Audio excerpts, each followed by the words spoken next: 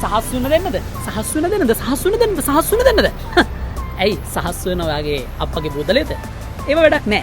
අද කතා කරන්නේ සහස් වෙන ඉඳන් වැඩක් කරපු මුළු රටටම කෙල උනන වැඩ කරන මේ සහස් වෙනේ අච්චාරු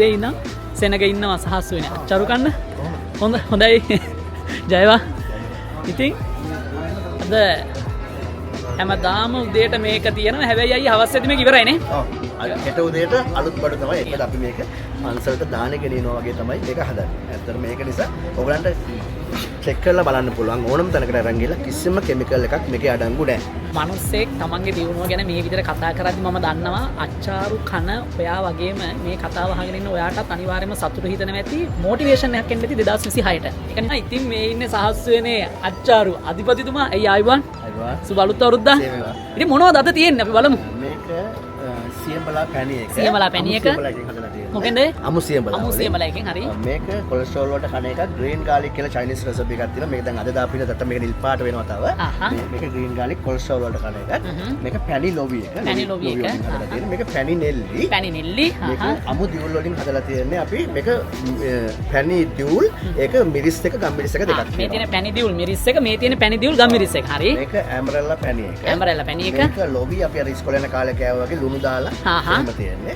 මේක මල් නෙල්ලි කියලා කියන එක මේ පැණි නෙල්ලි එකේම ගම්මිරිස් එකයි මිරිස් එකයි තියෙනවා. හරි ගම්මිරිස් එකයි මිරිස් එකයි. බලන්න කන්න අන්නාසි කුරුණෑගල ඉන්නවනම් මේ රස මේ විදිහටම ගන්න පුළුවන් වැව් තාවුල ළඟ තියෙන සහස් වෙන අච්චාරුණය.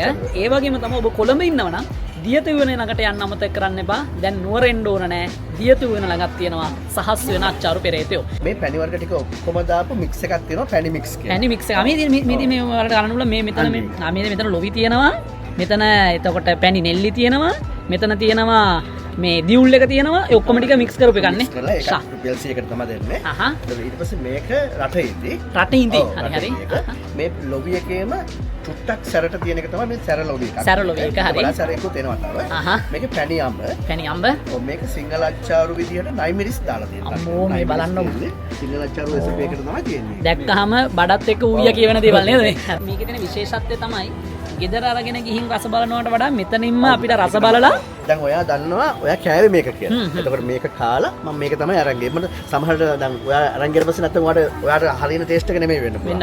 ඒත් අපි ඒකයි මේ දාලා තියෙන්නේ. මට සෑහෙන්න මේ කස්ටම් බේස් එකක් කියන සාමාන්‍ය දවසකට 5000ක් විතර කස්ටමර්ස් වෙනවා. ඒ හැමෝටම මම මේ වගේ ප්‍රේ කන්න දෙනවා. මේක අන්නාසි මිරිස්. අන්නාසි මිරිස් හරි. මේක අඹ ගම් මිරිස් එක. අඹ ගම් මිරිස් එක හරි. මේක අර වගේම සැර අයිටම් ඔක්කොම දාපු මික්ස් එක සැර මික්ස් එක. සැර මික්ස් එක.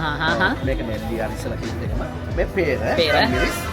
මේක අන්නාසි මිරිස්. ඇම්බරෙල්ලා ගම් මිරිස්. ඇම්බරෙල්ලා මිරිස්. ඊට පස්සේ අඹ මිරිස්. ඊට පස්සේ මෙතන තියෙනවා නයිමිරිස් ලොවි. නයිමිරිස් අන්නාසි. නයිමිරිස් ඇම්බරෙල්ලා. නයිමිරිස් නෙල්ලි. හරි. දැන් එනවා අඹයි කැරටුයි නයිමිරිස් දාපු එකක්. මම තව චුට්ටකින් වාට එක දෙන්නම් බලන්න. දැන් එතන මේ සරලව අහන්න. දැන් මේක පටන් ගන්න අවුරුදු කීයද? 3යි. අවුරුදු 3යි. දැන් අතර අවුරුදු 3ට මෙච්චර ආපු ගමන ගැන වඩ මොකද හිතෙන්නේ? ඔව් කට්ටක් කෑවා. ලොකු කට්ටක් කෑවා වයිෆුයි මමයි. වයිෆ්ගේ රෙසිපි එක මගේ මාකටින් එක. ස්ටාෆ් එකේ ඉන්න ඔක්කොම 19ක්. ගෙදරයි මෙහෙයි ඔක්කොම.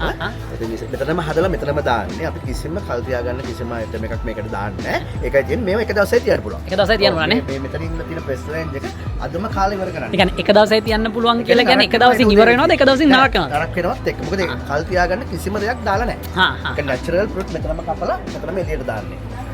ෆ්‍රිජ් එකේ දාලා තියාගන්න පුළුවන්. අපි තියාගන්න කියලා කියන්නේ මොකද අද කෑවොත් තමයි මේක රසම ගන්න පුළුවන්. එතකොට මේ වගේ වැඩක් කරනවා කියන්නේ දැන් ලේසි පහසු වැඩක් නෙමෙයි. ගොඩක් කට්ටිය වැඩ පටන් ගන්නවා හැබැයි ටික කාලයක් ඇද්දි වැඩ නවත්තනවා. මේක දිගටම අරගෙන යන්න අවුරුදු 3ක් අරගෙන යන්න මොකක්ද අයියා ගත්ත ප්ලෑන් එක? මල්ලි මං ඉස්සල්ලාම ටාගට් කරේ මේ මිනිස්සුන්ට ඇත්තටම මුදල තියෙන්නත් ඕනේ. රස තියෙන්නත් මං වැඩ කරේ ආපිකෝගේ අවුරුදු 18ක්. එතකොට මට ඒක එක්ස්පීරියන්ස් එක තිබ්බා. මං දන්නවා කස්ටමර්ට මොනවද ඕනේ කියන එක. ඒ කියන්නේ කස්ටමර්ට අවශ්‍ය මොන විදිහටද දෙන්න ඕනේ කොයි විදිහටද කියන එක. කොළඹ ඉඳන් ගෙදර යද්දිත් මෙතනට එනවා අච්චාරු ගන්නවා ගෙදරට යනවා.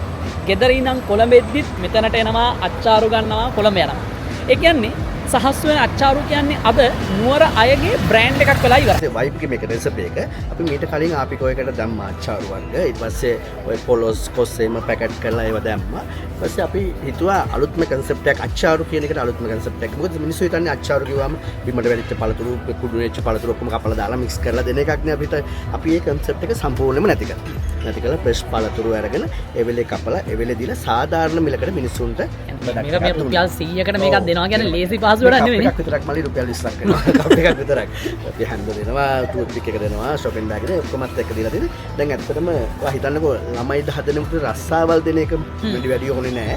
අච්චාරුවක් විකුණලා ළමයිට හදනකොට රස්සාවක් දෙනවා කියන්නේ අපි මේක කොච්චර පිළිවෙලට කරගෙන යනවද කියලා ඔයාටම හිතා ගන්න පුළුවන්. මනුස්සෙක් තමන්ගේ දියුණුව ගැන මේ විදිහට කතා කරද්දි මම දන්නවා අච්චාරු කන ඔයා වගේම මේ කතාව අහගෙන ඉන්න ඔයාටත් අනිවාර්යයෙන්ම සතුටු හිතෙනවා ඇති මොටිවේෂන් එකක් එන්න ඇති 2026ට. ඒක නිසා සහස් වෙන අච්චාරු පෙරේතෝ රස විඳින්න මේ ගැන දැන් අවුරුදු ගාණක් අවුරුදු 3ක වැඩක්නේ. මම දන්නවා මේ තාක්කල් කිසිම ගුණාත්මක භාවය පිළිබඳ ප්‍රශ්නයක් නම් ආවේ නැහැ නේ. ඔව්. ඒ කියන්නේ දැන් අවුරුදු 3ක්ම කන කස්ටමර් තමයි මගෙත් එක්ක ඉන්නේ.